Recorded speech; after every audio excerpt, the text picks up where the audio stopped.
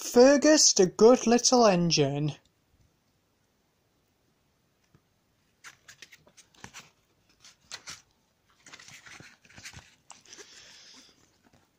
This is the story of Fergus, a little traction engine who always liked to do things right. One day I asked him to help Bill and Ben at the quarry, but poor Fergus wasn't used to their tricks. Read about the trouble they caused him.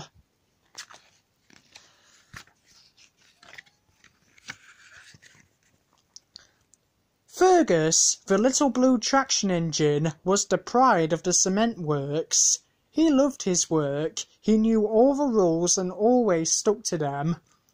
One morning he was chuffing cheerfully across the island of Sodor. He was on his way to do a special job for the Fat Controller.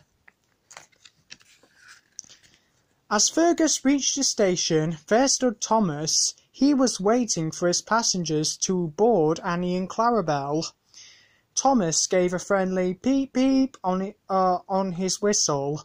"Hello, Fergus," he said. "I'm off to work in the quarry today," Fergus told Thomas proudly. "Watch out for Bill and Ben," Thomas warned. "They like to get up to mischief." "Thank you, Thomas. I won't let a couple of rascals get the better of me," wished Fergus.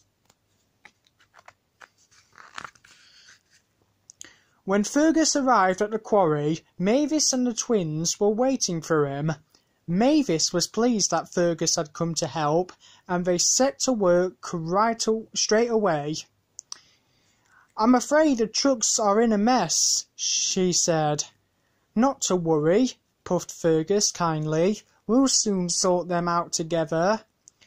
Bill and Ben grinned with delight. "Now we'll have some fun," whispered Ben. We'll have the old boiler in a spin," steamed Bill. Fergus was happy working with Mavis. "She is a useful engine, just like me," he thought to himself. But Bill and Ben were not behaving like useful engines at all. Bill banged the truck so hard that some rocks fell out onto the track. "Steady," called Fergus. "Do it right." "I know what I'm doing," wheezed Bill. Then Ben left his trucks on the points so that Fergus couldn't get out of the siding. "You've boxed me in," steamed Fergus. "Shift those trucks out of the way. Do it right." But Ben just grinned. The next day, the works crew was blasting a rock. The siren sounded to tell the engines that there was danger ahead.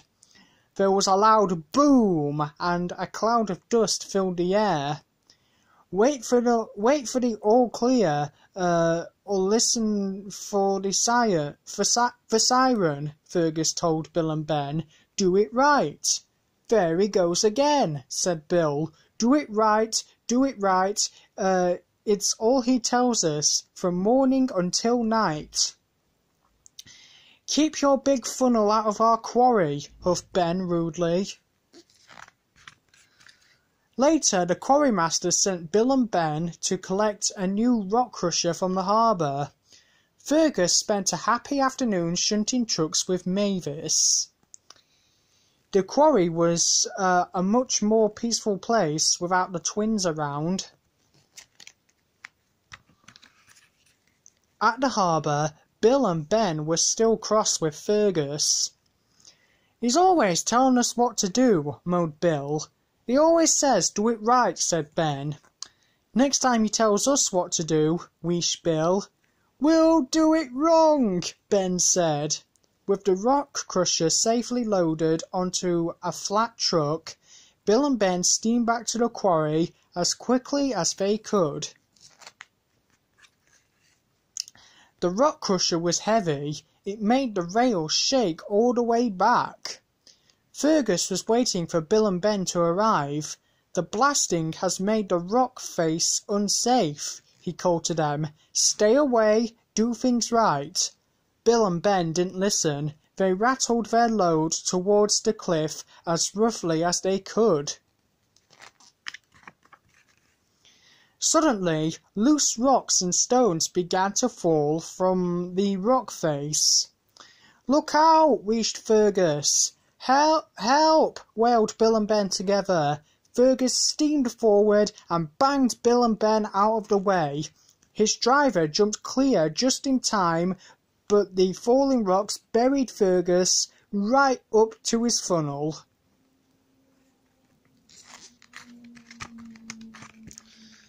Mavis and the twin engines worked busily to carry away the rocks and rubble.